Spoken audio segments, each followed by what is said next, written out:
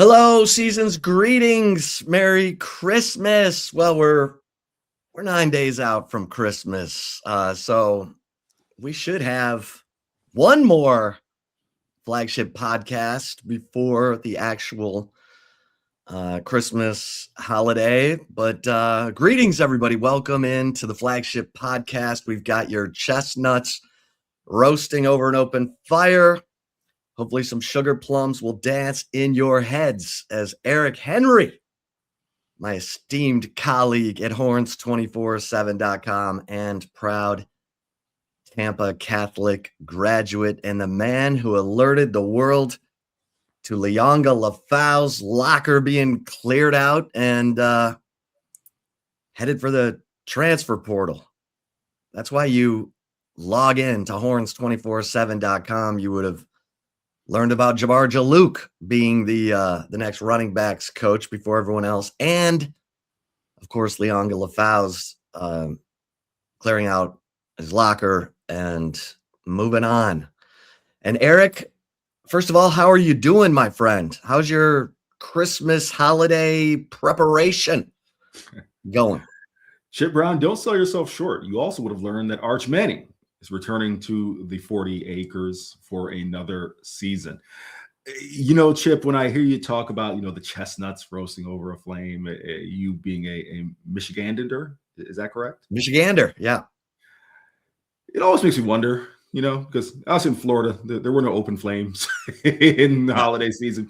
It was 79 degrees. There were no Yule logs.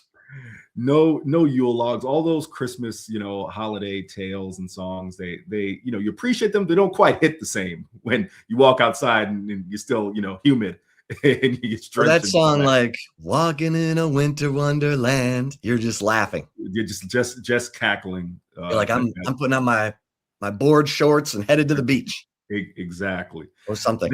That aside, no, we'll make sure to get one more episode of the flagship podcast in before Christmas Day. Yeah, as you talked about, it is portal season. That's what this time of year represents. It is portal season across college football, of course, across the 40 acres. Lianga Lafau making the decision to move on. We'll get into that. Get into, Chip, volleyball. Portal season of volleyball as well, right? Oh, yeah. The portal spares no one, but definitely fired up to get into all things Texas athletics here on this episode of the Flagship Podcast. That's right.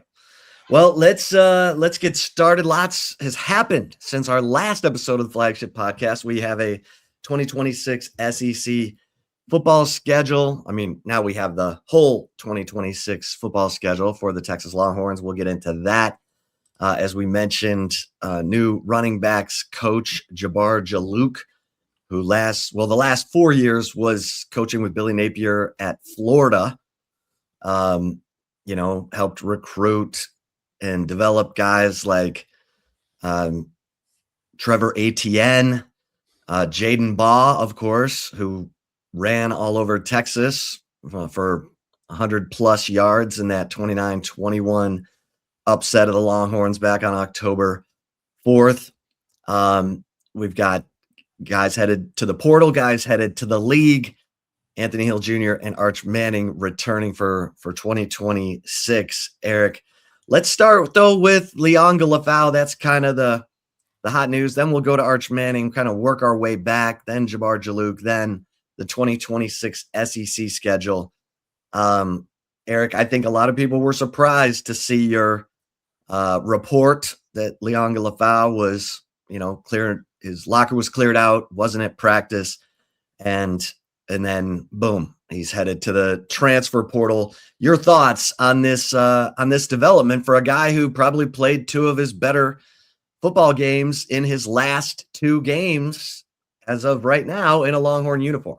Yeah, Chip, I think that's kind of what surprises, at least from what I've gathered on the board and just kind of the public sentiment. I think that's the thing that perhaps surprise most Longhorn fans, right? Is you got a glimpse into the future, a little glimpse over the past two games. I shouldn't say past 2 weeks, but past two games. Lianga Lafau with the fumble return for a touchdown against Arkansas. He follows that up by tying a career high in tackles in the win over A&M. It looks like, okay, while certainly you didn't want to not have Anthony Hill out there, it's like, hey, If/when Anthony Hill moves on to the next level, Lianga Lefau is ready to take that next step. He, of course, was a highly touted recruit in his own right, and that he's ready to take the next step as a senior, as a fourth-year player. Well, that is not the case. Yeah, I was surprised when I got the, kind of, without going too inside journalism, the information that, Lefau was not at practice and seemingly had departed the program.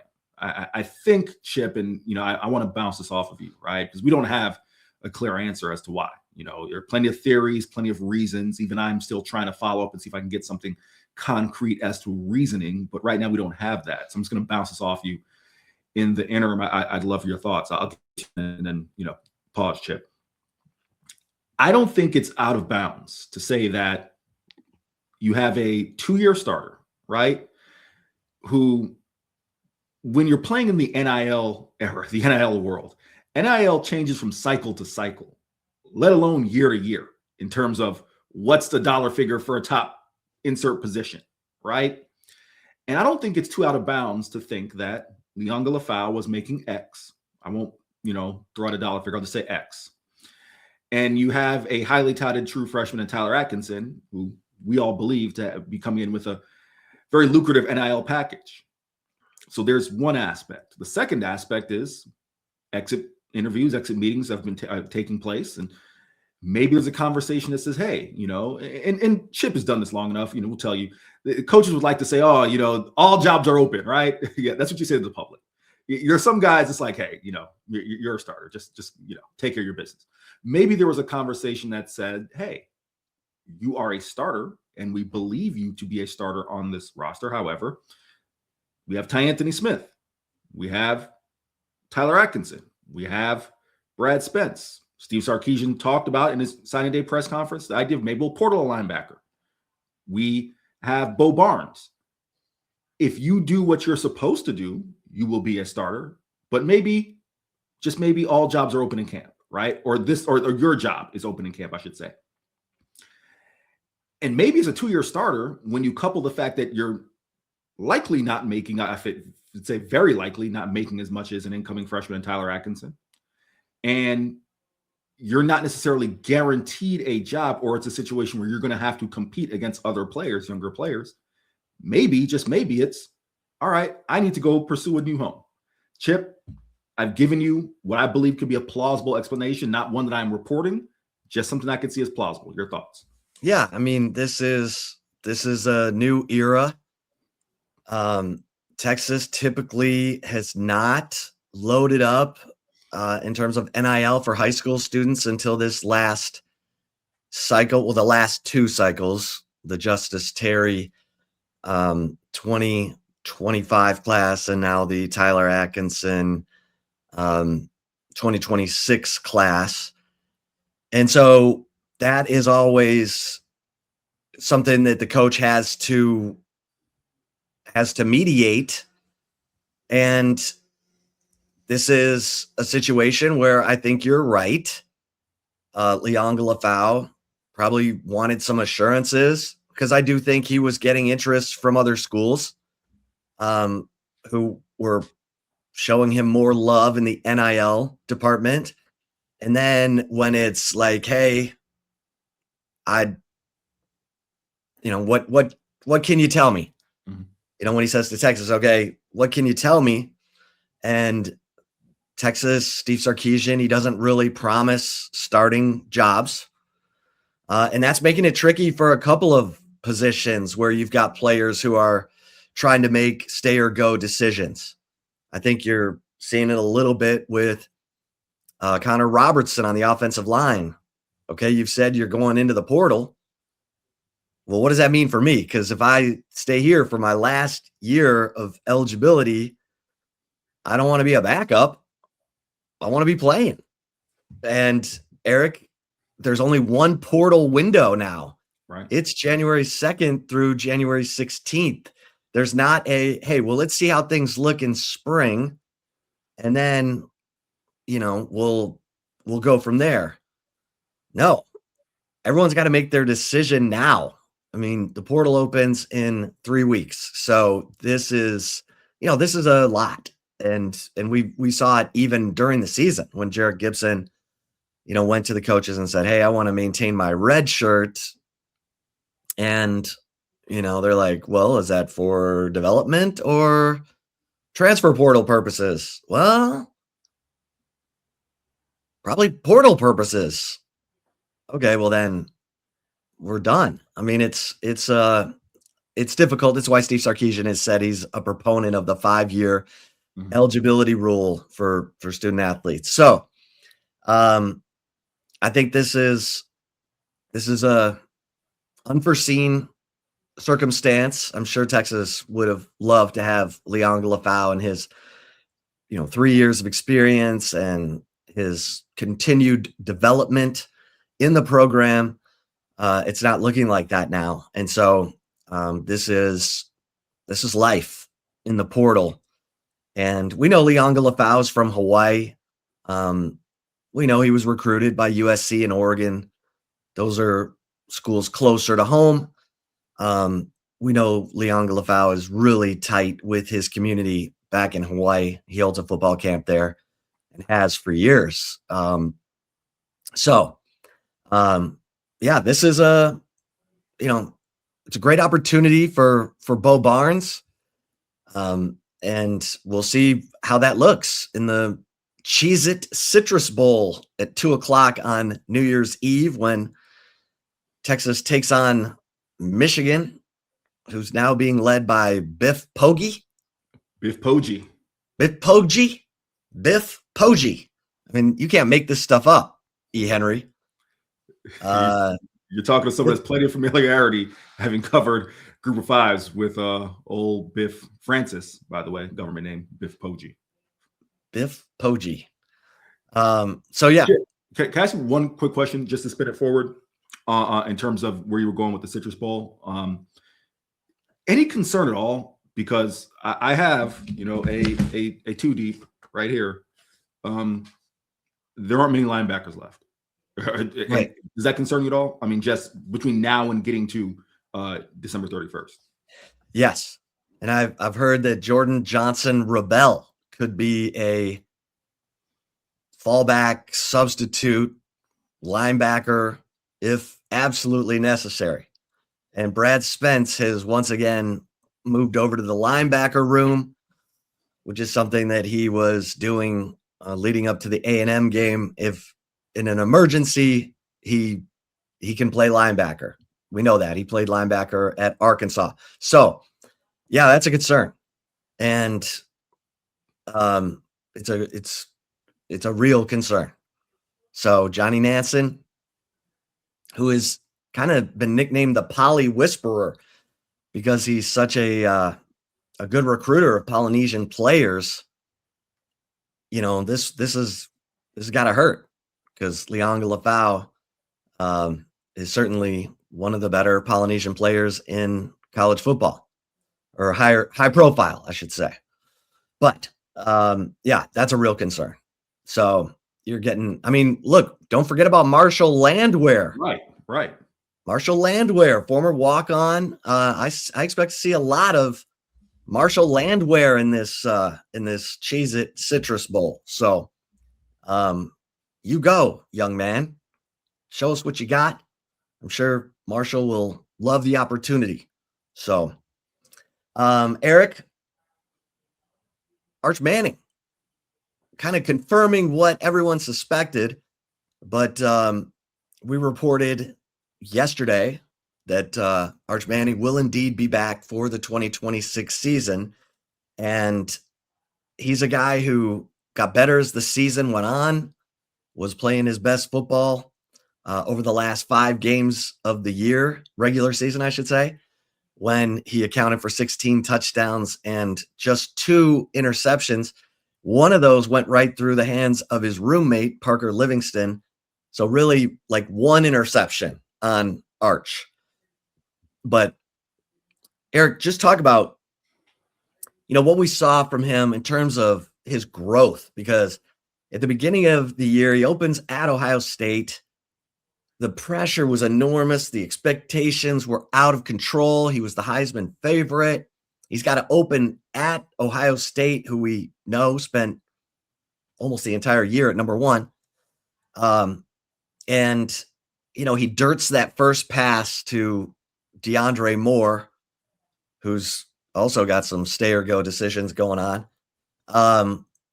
And I think his head started spinning, and it didn't stop spinning until, maybe the fourth quarter of the Mississippi State game. I mean, look, he had good games. It was up and down. It was erratic. Even in the Florida game where he gets sacked 6 times, hit 12 times, and, throws 2 interceptions. He fought. He kept coming back, kept trying to lead his team to a touchdown in a 1-score loss. But then we saw him carry himself with some more confidence, Eric, as the season went on. Your thoughts on his progression through 2025? Chip, I think you nailed it with the latter half there, right? You can talk about Arch Manning's physical gifts, and no one's going to deny his physical talents. I'm not going to rehash the debate about whether he's a generational talent or all those things. That's semantics, right? Arch Manning is as physically gifted as any 5-star quarterback recruit you would expect to have, right? But the maturation of being a leader, of being a quarterback, of hanging in there, taking the hits, the experience, going through the trials and tribulations, those are things that you can't just microwave, right? And sure, for Texas fans, I'm sure they would have liked it to look like Julian Sain, right? Not saying that Julian Sain is necessarily carrying Ohio State, but what I mean looked like that in terms of on the quarterback of the number 1 team in the nation, right? And quite frankly, having Jeremiah Smith helps. I think that's a big thing, Chip, but we'll put that to a side. I believe that the 2025 season is going to be the pathway for 2026. I know we're going to talk about it a little bit in Take It or Leave It, and I don't have Arch's numbers in front of me, but I know just kind of off the top of my head, you look at it, quarterbacks and throw for 3,000 yards, throw for 20-something touchdowns, didn't turn it over a ton. Turned it over a little bit, but didn't turn it over a ton. Is not a turnover machine. And I think you saw, again, the thing that I can't emphasize enough is the poise, the moxie. All these things sound cliche, but you don't get those things, Chip, when you come in against UTSA. You don't get last year. You don't get those things when you play against UL Monroe. No disrespect to the Warhawks. We're seeing that Brian Vincent, had a little squad there. Ahmad Hardy went from there to being arguably the best running back in the nation. So I won't disrespect the Warhawks, but you don't get that against ULM. You don't get that against what was a bad Mississippi State team in 2024. You get those things when you are the starter, when you have to show up to pressers every Monday, answer the questions, all the scrutiny's on you. It's not, hey, I'm the placeholder until Quinn Ewers is back. It's I'm the guy day in, day out. I think this is the pathway for 2026. So if I had to, we haven't graded or anything like that, but if I had to give my assessment of Arch Manning's 2025, sure, were the lows lower than maybe some could have projected or predicted? Yeah, I'm not going to deny that, right? But let's not discount the highs. And I think this is something that, people like you and I who are on the ground here in Austin every day are equipped to talk to. Let's not discount the job he did in keeping this thing together. When this thing could have fallen all the way off, gone all the way off the rails, it was Arch Manning who played a large part. His play played a large part in keeping this thing, kind of on the tracks to where Texas can even remotely have a chance to play for a college football playoff entering the last week of the season. Well, we judge a quarterback by championships, but we also judge a quarterback by his ability to lead a fourth quarter comeback. When everything is on the line and it's the highest pressure, can he calm his nerves, deliver the third down pass, keep the chains moving? And I think what we saw in the Mississippi State game, the 17-point comeback with a huge assist from Ryan Niblett with his punt return with 1:47 left, I thought that was the over-the-hump moment for Arch Manning, because after that, we really started to see him thrive and not take the steps backward, because against Oklahoma, he was unbelievable in the third quarter. And and they hung around in the first half. They were down 6-3 to OU going into halftime. The third quarter was awesome. I think Arch was like 6 of 8, 2 touchdowns. And Texas rolls, 20 unanswered points. They win that game. But then against Kentucky the next week, he was back to having, he's getting hit like crazy because this was when the coaches were doing their, experiment with Nick Brooks, the freshman offensive tackle at left guard. It was not going well. Arch is getting hit all over the place. Kentucky's blitzing, and as Mark Stoops would, and he struggled again. He was missing passes he should have hit. But after that Mississippi State game, Eric, we saw him, go up. He gets hit. He gets a concussion in the first play of overtime. Matt Caldwell comes in, throws the 10-yard touchdown ball to seal the victory against Mississippi State. And we're questioning, is Arch going to be okay? He's going to be out of concussion protocol. And he comes back out against Vanderbilt and looked like an assassin. Throws for 328 yards, great completion rate, 3 touchdowns, no picks. And they were up 34-10 in the fourth quarter. So that's when I think everyone's like, oh, okay, look at Arch Manning. Look how far he's come. Look at this guy. So, yeah, I feel like Arch, and look, this game against Michigan is going to be another example of his leadership because a lot of guys are opting out. There's portal stuff going on. There's a lot of distractions. I mean, nothing compared to Michigan, for crying out loud. But, Arch Manning, it's his team. He's got to lead it. And that'll be another opportunity for him to lead. Because I do think, going into the 2025 season, we didn't know. We knew he had talent, but it's different when you're the guy, right, Eric? When you got to manage it all, you got to be the guy every day in practice. You can't just turn it on and turn it off. You got to be the guy all the time. Chip, to piggyback off of that, right? When you talk about being the guy every day in practice, again, I can't emphasize this enough. When you're the placeholder, right, and Quinn Ewers is coming back, you don't have to take control of all of the things that the quarterback has to take control of, right? Because you can turn to AJ Milwee, turn to Steve Sarkisian and say, all right, like, hey, can you help me out here? Right. I need this guy, this receiver to do this. I need this offensive lineman to do this, right? Like, you still have to do the things as far as commanding the huddle and being a quarterback out there, but it's different when it is your team, right?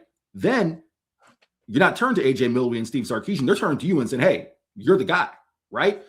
Those things take time. I really, it sounds like we're trying to build excuses in, and at least I'm not, and I know you aren't as well, but there really is an adjustment in becoming a leader, right? Chip, what's one of the first things we heard Arch Manning say in fall camp? That Neil Brown was helping him with leadership, right? Just because you are quarterback doesn't mean you're a born leader, right?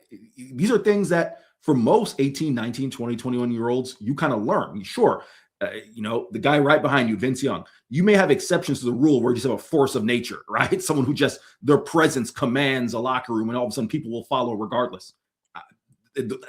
Chip is more equipped to attest than I am. That's an exception to the rule of someone's personality being able to capture a locker room like that. In most cases, it is, hey, you're learning on the job how to lead, how to step into those shoes. So that in itself is also something you can take from the 2025 season and spin it forward to 2026. Yeah. No, it's well said. All right. Jabbar Jalouk is the new running backs coach at Texas. He was with Billy Napier for 4 seasons at Florida. Before that, he was with him at Louisiana, but he is also coached at LSU. And there was a little dust up, if you will, between Florida and LSU before their game in Baton Rouge this past season. Jabbar Jalouk was suspended for 3 games. It looked like he said something to a player. The player kind of got in his face. And, Jabbar Jalouk kind of had to, I don't want to say defend himself, but maybe it whatever was said shouldn't have been said. He had to apologize. He got suspended 3 games. But that guy, the thing that stands out to me, Eric, is his ability to identify talent, recruit it, sign it, and develop it. You got to be able to do all those things. You can't just be a recruiter. You can't just be a coach. You got to be all those things. You got to be able to see it in a high school kid, get to know that kid, know that his maturity, his physical and mental maturity is going to be an asset to the football team, and that you can develop this guy into a player. We saw it, with Trevor Etienne, Jaden Baugh, and before that with guys that, people aren't as familiar with at Louisiana. Darius Geis at LSU was one of his guys. He recruited SaRodorick Thompson to Texas Tech when he was there in 2017. So he's been around, and, I like the feedback that I'm getting with regard to Jabbar Jaluk's ability to identify, recruit, develop. What do you say?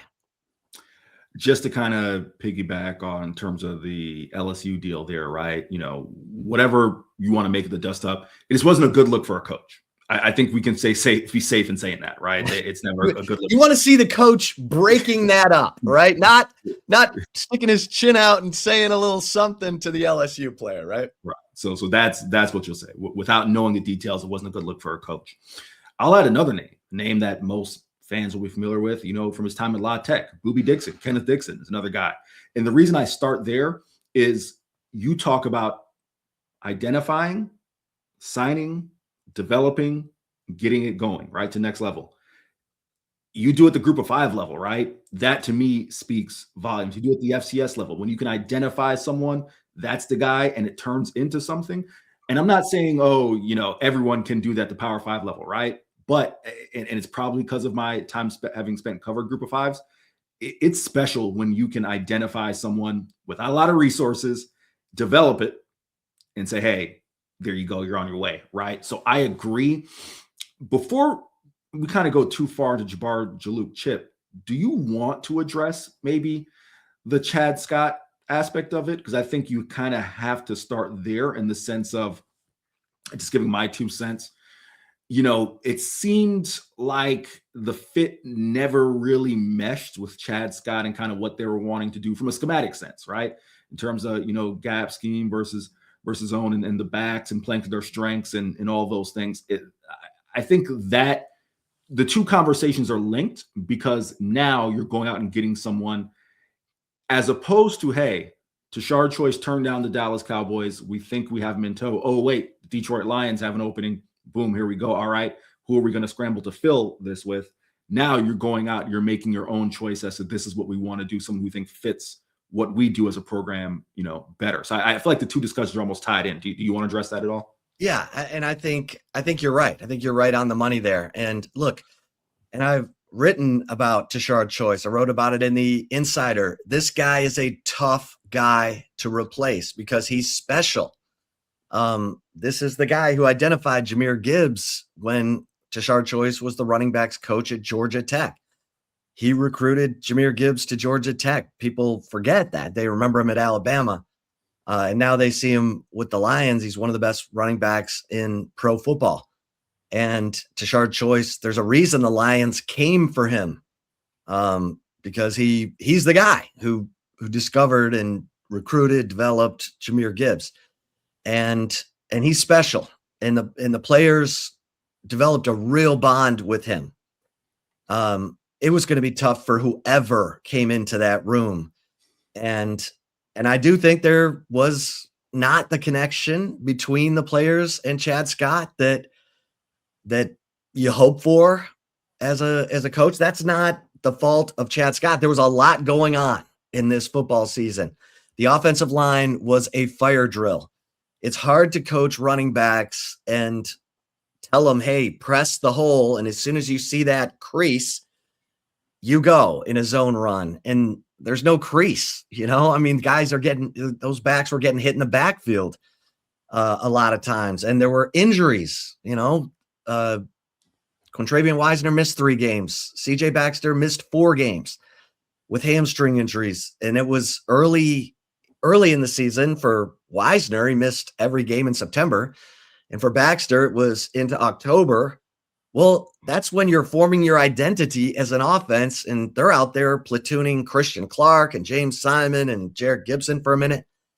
And so, yeah, I think it was an unfortunate set of circumstances. It felt like Chad Scott was being scapegoated a little bit. But as you said, Eric, the Lions came for Tashard Choice kind of late in the game. Texas had to, make a move. Neil Brown was, being thought about as a special assistant. And there was history with Neil Brown and Chad Scott.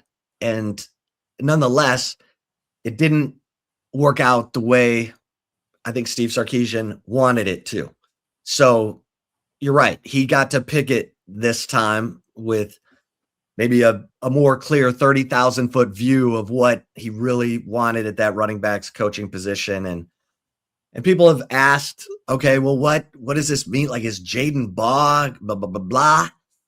Jaden Baugh has not indicated yet that he is headed for the transfer portal. You would think that Florida is going to do whatever it can to hang John Sumrall, the new head coach of the Florida Gators, going to do everything he can to hang on to that 6'1", 231-pound running back, who I compare to guys like Ricky Williams and Cedric Benson from this standpoint. He can run over you. He can run by you. And he's got good hands. Physical runner. And physical in the sense that he gets better as the game goes on. You give that guy 20 carries, he's giving you 100 yards. Every time he's gotten 20 carries for Florida, he's run for 100 yards, including against the Longhorns. So if he decides to enter the transfer portal, yeah, I think you'd see Texas be, hey, Jaden, come on down. But we'll have to wait and see. We're in that declaration of intentions to enter the portal, Eric, because as we said, it does not open until January 2nd. Any other thoughts on that before we move to 2026 and the football schedule for the Longhorns? I'll just quickly add, as someone who's spent some time around John Sumrall when he was covering Troy, and of course you see what he's done at Tulane. John Sumrall wants to play defense and run the football. I think he's going to do everything in his power to break the bank to keep Jaden Baugh, especially with DJ Lagway no longer in Gainesville. Yeah, DJ Lagway, quarterback at Florida, intentions to enter the portal. And Lane Kiffin retweeted that. Not surprisingly, LSU, Miami, and Baylor are schools to watch in the DJ Lagway sweepstakes as portal season gets ready to begin. All right, so this is what I cannot believe, Eric Henry. Mm-hmm. The SEC announces the 2026 schedule, which has 9 SEC games in it. Remember, this was the move. Coming out of the spring, Sankey was like, well, and isn't this ironic for Texas fans? He wanted all kinds of assurances that the College Football Playoff Committee was going to be using the metrics that it said in its principles that it was going to use: strength of record, strength of schedule, head-to-head. It didn't work out so well for Texas, but they add a 9th SEC game, and they take away the second bye week. So Texas has a bye week, the 4 games into their season. And then they'll play 8 straight, including 3 on the road in the month of November when the team is probably gasping for air. But they will open against Tennessee, at Tennessee, in Knoxville. They play, it's like a direct flip-flop from last year. They play 3 home games in October. They'll play the Red River Shootout in Dallas, but they only leave the Lone Star State once in the first 9 games, Eric. So your thoughts on what appears to be a early friendly schedule and a punishing schedule late? This may be controversial. It was controversial when I tweeted it out. I think some people had issue with it, but I'd rather have it this way as opposed to this season. In my mind, 42 days in between home games, the amount of travel that Texas did, Chip, we're all on these email lists where we get these email blasts. And one of the things that stood out to me was Texas will travel X amount of miles in the SEC amongst SEC teams, right? You're only leaving the Lone Star State 3 times. One is to go to Missouri, old Big 12 foe, right? Like, forgive me, I've never made the trip. I know Chip has. Austin to, was that Kansas City I assume you're flying to, or for the team Columbia? Yeah, you can fly into St. Louis. You can fly into Kansas City. It's not the worst trip in the world, okay? Right? Like, there are worse trips that you can make. Going from Austin to Baton Rouge, I did it to cover basketball. It's not that long, right? I'm not saying, oh man, it's this cakewalk, but I just think for Texas, only as you said, leaving the Lone Star State once over the first 9 weeks of the season. Let's just be real. Okay, to your point, they're going to close with 8 straight games. Depth is going to be key. Getting guys in the portal, developing your roster, making sure you truly have that depth that Steve Sarkisian's talked about in the past. That will be crucial, no doubt about it. But I would much rather have to make the 3 out of 4 game trek on the road. There are 4 road games trek to close the season after having spent all this time at home, as opposed to trying to muster up whatever you have left after going to Mississippi State, going to Kentucky, going to Florida. Like, my brain can't even remember all the places we went. Go to Florida, right? The emotional toll of Red River Shootout, and then trying to find that wherewithal within you to close with Arkansas and A&M. The only thing I will say that I do think is not getting talked about enough, and you talked about it, is the removal of that second bye week, right? I'd like it just a little bit more if there were a bye week somewhere sprinkled into that latter half of the season. But with that being said, maybe I'm in the minority, but I think this is a favorable in terms of the travel and the home road split. I think it's very favorable for Texas, and well deserved after this year, quite frankly. Yeah. And that was something that, Steve Sarkisian tried to impress upon the committee, that, hey, we did go 42 days without a home game and never saw our fans in Austin in the month of October in 2025, which was brutal. And it was brutal the moment that schedule was announced. I mean, you and I both looked at that and were like, oh my God, they counted the OU game as a home game for Texas, which Texas was the home team. So technically it was a home game for Texas, but the SEC knows the difference between a home game and being the home team in a neutral site game. So yeah, this schedule, if Texas can avoid the injury bug and get through that stretch of at Missouri, at LSU in early November, they'll play Arkansas at home and then be on the road for A&M. So 3 road games out of 4 in the month of November. Of course, Texas has Ohio State on September 12th. They'll open against Texas State in what I believe is their first meeting since 1930. Correct. Yes. How about that? Just 40 miles down the road from Austin, and Texas and Texas State will meet for the first time since 1930. Then the Buckeyes will come to Austin on September 12th. And then UTSA, the Roadrunners, the UT system, keeping it in the family there for that non-conference game Eric, I sure would like to see them eliminate one of these non-conference games, go back to playing 11 regular season games, get rid of these conference championship games, and add, go to a 16-team playoff.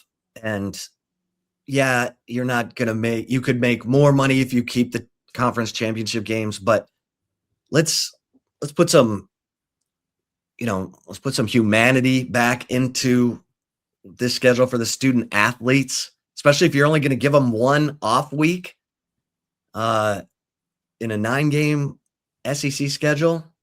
Your thoughts? Chip, I'm not saying this to be funny. I'm saying this out of pure curiosity. You remember a time without conference championship games. Was the SEC was the first one, right? I don't know. 91, 92, I believe. Probably. Yeah. And yeah, I remember the Big 12, they were like, hey, let's add this conference championship game. And Tom Osborne was like, no. And, Tom just got overruled on everything from, no more Prop 48s to adding the conference championship game. And he couldn't beat Texas to save his life. So, but anyway, yeah, I remember very well, that was a money grab. Those conference championship games were a money grab. They were a made for television money grab. We don't need that anymore. We've got a playoff. Let the regular season do the talking. I don't know. It feels like, okay, we're finally coming together, or trying to. Would have been a hell of a lot smarter if these schools would have done this 10 years ago, instead of having state legislatures creating the rules governing college football instead of the actual people presiding over the sport. But yeah, it just feels clunky. When teams don't play in the conference championship and they're getting rest, getting ready to go into the college football playoff, like Oregon's sitting over there. Hey man, we're good. We got a home game. We got Indiana and Ohio State beating each other up for the conference championship. We'll be over here getting ready for JMU, and my overall point is this, right? College football seemingly was just fine before the conference championship games, and you kind of touched on the second point I was going to make. The FCS has had a playoff since 1978, if memory serves me correct. You don't have conference championship games at that level for a reason. There is a playoff, right? Some of these things that you're trying to quote unquote like hash out and decide who is this, who is that, that is an outdated model with the adaptation of a playoff at the FBS level. So to your point, yes, that is something I feel very strongly about, the conference championship games. Well, listen, I'm never going to turn down a trip to Atlanta. I love Mercedes-Benz Stadium. I love Atlanta as a city. There's no reason for it outside of money. Now, because it is a money grab, we know they're not going anywhere, right? That's just the fact of the matter. In terms of getting rid of a non-conference game, that's another one. To be clear, we're not talking about saying, hey, don't play a power opponent and play a smaller school. We're saying bring the schedule back to 11 games. I'm old enough to remember an 11-game schedule, right?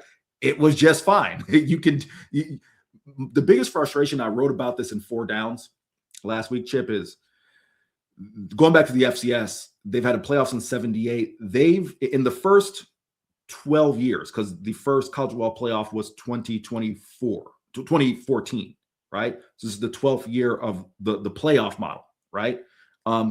If you go back to look at the FCS model, in the first 12 years, they made changes to their model 6 times. The FBS has made how many changes, Chip? 1. You have to be willing to adapt with these things as you see, hey, this isn't working. We can fix this. We can tweak this. So I'm right on board with you. Yeah, and college football's always had an element of clunkiness. For God's sake, you and I used to pick the national champion. Right. Writers, the AP poll, the UPI poll, those polls determined the national champion in college football. That seems so outrageous now to think about. But then we went to the BCS. We had guys in their computers in their parents' basement coming up with formulas for which team was most deserving. Jerry Palm and others made a cottage industry out of, putting the information into the formulas and telling everybody ahead of time what was going to happen. And then we graduate to the committee, and the committee's no good either. You can't, anytime you bring the human element into it, you're going to have just things out of left field that make no sense whatsoever. Kind of like how high they had Notre Dame, and then, now that they're next to each other, we'll go head to head, and Notre Dame, you're out. And look, I was never crazy about Notre Dame's resume, but eyeball test, Notre Dame was pretty good. I mean, they were getting better as the year was going on. I'm sure there are a lot of teams in there that are happy the Fighting Irish are not in the playoff. Eric, do you have speaking of the playoff, before we move on to some basketball, do you have a favorite for have you kind of looked at the bracket and picked a bracket winner? Yeah, Ohio State. That's the safest choice to me. I think it's the smartest choice. There are teams. Well, listen, let me say this, right? Indiana is a great story, Chip. And I shouldn't just dismiss what Kirk Cignetti's doing, because that's real. That's not smoke and mirrors, right? You saw what they did. This is me being an elitist, and I shouldn't be, as someone who, covered smaller schools. It is hard for me. Chip, maybe you'll appreciate this. Maybe I am stuck in 11-year-old me, 10-year-old me, 9-year-old me. And I remember watching Antoine Randall lead the Indiana Hoosiers, right? And it was 4-7, right? 3-8. Maybe I'm stuck in that era. It is hard for me to see Indiana completing the mission. I think if you'd asked me who the best team in the nation was prior to the Big Ten championship game, I would have said Ohio State all the way through. And there's something within that I cannot let go. So I'm going with Ohio State. So do you have Texas Tech in the final? I do. Yes. Yeah. Because Texas Tech would play Indiana. Right. And Georgia, if the seeds hold, Georgia would play Ohio State in the other semifinal. It's going to be fascinating. I think Georgia is going to be really hard to beat. And I think Gunnar Stockton is on a mission. So I'll take the Georgia Bulldogs. And I agree with you. I think the Texas Tech, Indiana, if that's what we get, I think that game would be a thriller. I think it'd be fantastic. Everyone wants to see Texas Tech play a real football team. So, if Oregon comes through and beats James Madison, we'll see Texas Tech play Oregon, and that'll give us an indication. I think Texas Tech's defense is really good, and Baron Morton has been a good playmaker, and they're connected. They play really, good team football. Look like they trust each other. So I think Tech is going to be hard to beat. All right, Eric, let's touch on some basketball and a little volleyball before we get to everyone's favorite part of the show, take it or leave it. Let's start with start with the women. Yeah, they should. Yeah, they're the ones that are just beating everyone's backsides. So Texas, number 2, they got some more NIL money for their players for playing in the Sprouts Farmers Market ESPNW Invitational at Dickies Arena in Fort Worth on Sunday against number 13 Baylor.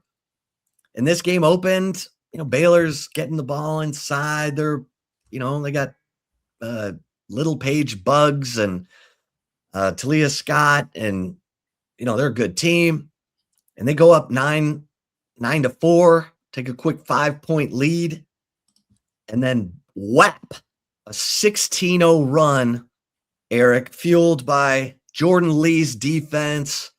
Taya Sidbury had a steal, and everybody kind of got in on the run. Roy Harmon was in there. Jordan Lee hit some shots. Madison Booker, Kyla Oldacre, but a 16-0 run, and that was it. I mean, Baylor never got closer than 13 the rest of the way, and this was a pummeling. I mean, 30 turnovers by Baylor led to a 42-2 edge in points off turnovers, Eric. I've never seen anything like that. That was insane.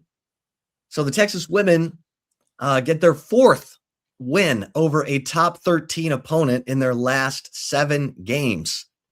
And they're doing it without some key players. Aaliyah Crump, their freshman starting guard, Brianna Preston, their lightning bolt backup or co-point guard with Rory Harmon, and Ashton Judd, the Missouri 6'1" guard transfer, who I hear Ashton Judd will play limited minutes on Wednesday against Northwestern State at Moody Center. And it'll probably be after Christmas for Brianna Preston, her ankle injury, and Aaliyah Crump with her foot injury, Eric.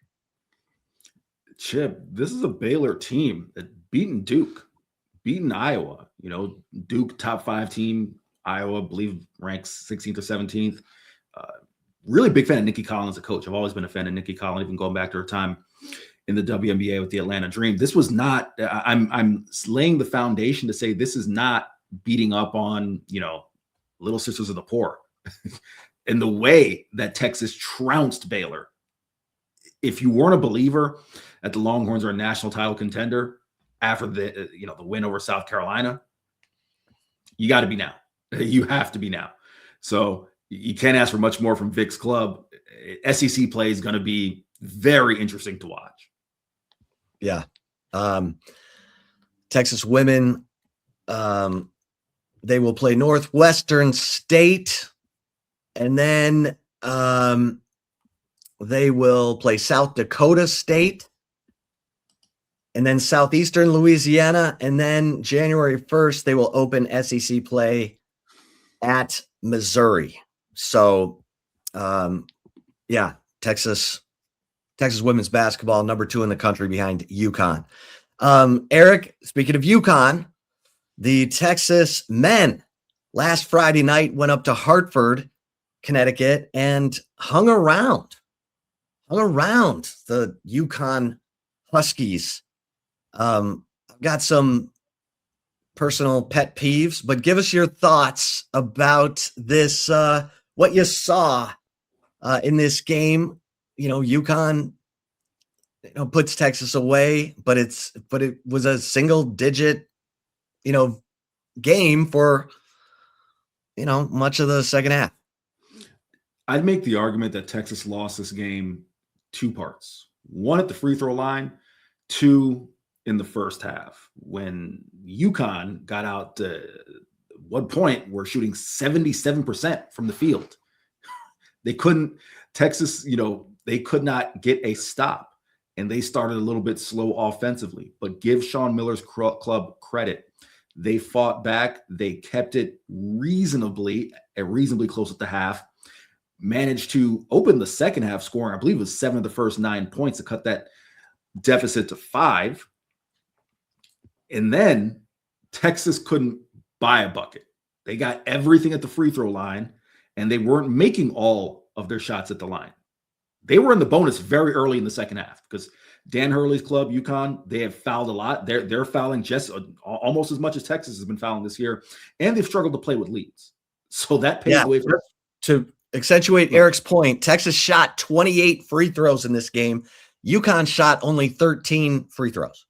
And remember, that's on the road. So it's how it's very rare to see that type of free throw disparity on the road. But Chip, you have the number in front of you. Would they hit 19 of 28 free throws? 19 of 28. Yeah. That isn't going to cut it. Dalen Swain, I believe, was 3 of 8, if memory is correct. And Dalen Swain's at 80. Entering that game is an 82% free throw shooter, right? But and I don't want to speak this into existence. Excuse me. we're developing a pattern of not being able to knock down free throws in big moments. We remember what happened against Arizona State, right? So that to me is where they lost this game. Chip, this you can't account for. Texas has an opportunity. Dalen Swain at the line, goes 1 of 2. UConn comes back. They play great defense against UConn for 20-something seconds. And then my man, Solomon Ball, throws up just a heave from 30-something feet. It goes in. That extends UConn's lead to something like 5 or 6, I believe it was. Texas comes back, tries to get a bucket. Doesn't happen. Fast break, Alex Caravan 3. Back-to-back threes. That was the last real shot Texas had. So now you're looking at the Longhorns tonight. I will be at Moody Center. We're taping here on December 16th, Tuesday, December 16th. 7 p.m. tip-off. I do not believe it will be a large crowd for folks going down to Moody Center to see the Longhorns face Lemoyne. But you want to see Sean Miller's club really close out non-conference play well, because you've seen glimpses. You've seen bits and pieces of what they can do against Duke, against UConn. But the SEC slate is going to be night in, night out. And somehow this team needs to find 8, 9 conference wins to solidify itself as a March Madness team. Yeah, Eric, here's my pet peeve about this team. And I've said this before here on the Flagship Podcast. Okay, you've got this dilemma of what you're doing at the power forward position. Sean Miller's going with Cam Heide to space the floor. This is a guy who's shooting 60% from 3-point range. His job is to live on the perimeter, just keep working the perimeter, because he's not a guy who's going to break you down off the dribble. He's not that good of a ball handler. He is a spot-up shooter, and nobody looks for the guy. Like, I don't know what is going on with Jordan Pope where he does not look for Cam Heide. It's almost like I can't explain it. I mean, Cam Heide, what did he get? 1 shot in this game? He got 1 shot. He was 0 for 1. He got 1 shot. How the hell are you going to space the floor? How are you using Cam Heide as your 4 player is only effective if guys are looking for him and he's getting up some 3-point shots. Everyone's like, oh, well, Cam Heide's not doing it. Well, they're not putting him in pick and roll action. He's a spot up shooter. So that they have to move the ball. They have to swing the ball and get it to him where he can get a good look at a 3. Once he hits those 3s, then his defender has to come out. That spaces the floor for Dalen Swain, Matas, Vokatitis. This is the guy everyone wanted last year. Oh, Texas doesn't have any shooters to space the floor. Everybody's just packing it in. Nobody can get the shot they want inside. Jordan Pope. The hell? Can I go ahead, Joe. I want you to finish it. I really like Simeon Wilcher. I mean, I think he's a guy that gives you, he sees the floor, I think, a little better than Jordan Pope. Jordan Pope, better shooter, whatever. But give me your thoughts, Eric.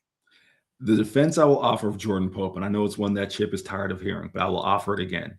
He was brought in last year in a role that clearly never fit him, right? To try to run kind of point, right? When Jordan Pope, as we all know, is an undersized 2 guard. We know he's an undersized 2 guard. The explanation that Sean Miller has offered as to Jordan Pope at the 1 is his assist to turnover ratio. I think that is true, and it's the best you can offer when it's like, hey, we can't turn the ball over, 12, 13, 14, 15 times and expect to win. If we at least are turning it over below 12, below 10, it gives us a chance to win. But with that, with that comes the fact that neither Jordan Pope nor Simeon Wilcher are natural point guards. They just aren't. Sim Wilcher, again, he's a little bit bigger than Jordan Pope, but very much a combo guard at best, and really an undersized 2. Jordan Pope is an undersized 2.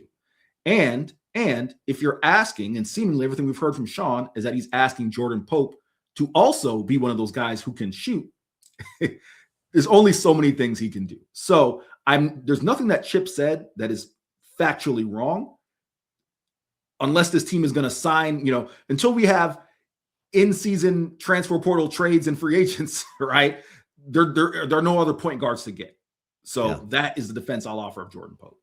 Yeah, and Jordan Pope had 1 assist in the UConn game. Texas had 7 assists. UConn had 23 assists. That's what we call sharing the basketball. No one cares about the credit. Selfless. Let me get my guys involved. So yeah, Texas without a point guard. Oh boy, hold on tight. All right, Texas volleyball. I thought it was a great season. It ends in the Elite Eight with a home loss to a absolutely rolling Wisconsin program that has won 13 in a row now, led by just a formidable front wall, including 6'7" Carter Booth, who just was, she made life miserable for Texas's Tori Stafford, their talented junior transfer outside hitter. Kari Spears, the talented freshman outside hitter and daughter of Marcus Spears, the former LSU and NFL defensive lineman, and freshman Abby Vanderwall. We talked about this, Eric. I didn't think Texas's middle block was physical enough, strong enough to hold up against teams like Wisconsin, Kentucky. And I'll give them credit. I thought they played really hard, but Wisconsin too much. Their middle block with 6'7" Carter Booth was just way too much. So season ends in the Elite Eight. They've got Kari Spears and Abby Vanderwall back. They lose Emma Halter, their super talented libero who just digs ball after ball. But Tori Stafford is expected to be back. The volleyball portal is hot. Texas expects to be a player. I think next year, Kari Spears brings that physicality and Abby Vanderwall. So I liked this team. I felt like it was a team that was on the rise, I think, and they had a ton of good wins, but season comes to an end in the Elite Eight against Wisconsin. So get this, Texas A&M is in the Final Four. The Texas A&M volleyball team went into Lincoln and knocked off undefeated juggernaut Nebraska, who everyone was like, can anyone hang with Nebraska? A&M goes in as a 3 seed, beats the number 1 seeded Nebraska Cornhuskers in Lincoln, and will play Pitt in Kansas City on Thursday. And Wisconsin will play Kentucky. That's going to be a great matchup because you talk about 2 physical front lines that can, give you a kill any way you want it. So good stuff. Good season. Jared Elliott, job well done. Chip, let me ask you something real quick before we get to take it or leave it, because we're already blowing past. Yeah, we're cooking today. So I might as well just ask you this: how big of a loss is Aiden Ames to the transfer portal? I didn't feel like they truly. I don't know what was going on there because they weren't building it around her, and so I get the feeling Jarrett has someone coming in, and that's why Aiden Ames is like, you know what? Let me just let me head out. And there is talk that Jarrett's loading up in this transfer portal class to make sure that he's got experience up there in that middle block. And I think that's going to be and then he's got to bring in a superstar libero because he had Zoe Fleck and then Emma Halter, and those 2 were cornerstones on those national championship teams in 2022 and 2023, along with Logan Eggleston and Asia O'Neal. Asia O'Neal is the player they have not been able to replace. She was such an amazing middle blocker with her length and her anticipation, her athleticism. And she's a legend. So it's going to be hard to replace her, but I think Jared is on the lookout. So, all right, Eric, you ready for everybody's favorite part of the show? A little take it or leave it? Absolutely. All right. Well, then don't go anywhere. We'll be right back. All right, welcome back, everybody. It is time for everybody's favorite part of the show, little take it or leave it. Do we have any scoreable items from last week, Eric? Nothing to score last week and really nothing to score this week. Probably won't have much to score until Citrus Bowl week when we can, throw a couple projections out there. Okay. All right. Well, then let's get to take it or leave it numero uno. Take it or leave it number one. After offensive line, linebacker is Texas' top priority in the transfer portal. Take it or leave it, Chip. Yeah, I'm going to have to take this, especially now. You lose Anthony Hill Jr. to the NFL draft. And now Leonga Lafau appears to have a better offer and is headed for the portal, a 2-year starter, a guy who played his best football at the end of the season. His best game as a Longhorn against A&M, 11 tackles. So I know Texas has a lot of not little. They have, they're looking at running back. They're looking at secondary. They're looking at receiver. They're looking at kicker, punter. But yeah, linebacker with Anthony Hill and Leonga Lafau. I'm going to take this, Eric. What say you? Yeah, prior to Leonga Lafau's leaving, I would have left it. I would have gone maybe some sort of skill position player. But no, right now to expect Tyler Atkinson to be the savior at linebacker, right? Possibly entering 2026. That's too much to ask. Not that he can't be a great true freshman linebacker, but no, they need to go out. And if it was already on Steve Sarkisian's mind prior to this loss, I think it just is now heightened for the Longhorns head ball coach. So I will take it. Okay. Take it or leave it. Number 2, Eric Arch Manning will have the same expectations going into 2026 that he had going into 2025. Take it or leave it. I'm really torn on this because I think, as I mentioned before, those of us on the ground will say, yeah, the expectations that were levied on to him in 2025, now they're reasonable for 2026. But I think nationally, I think there may be a little bit of arch fatigue, Chip, quite frankly. I think there may be some arch fatigue, arch skepticism.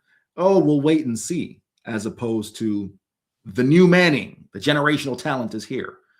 So I'm going to leave it. I think the expectations, and it depends on how you're going to define expectations. Heisman front runner, all these things, I think that's gone. I think, he will grow into those again, but I don't think he's going to start out that way.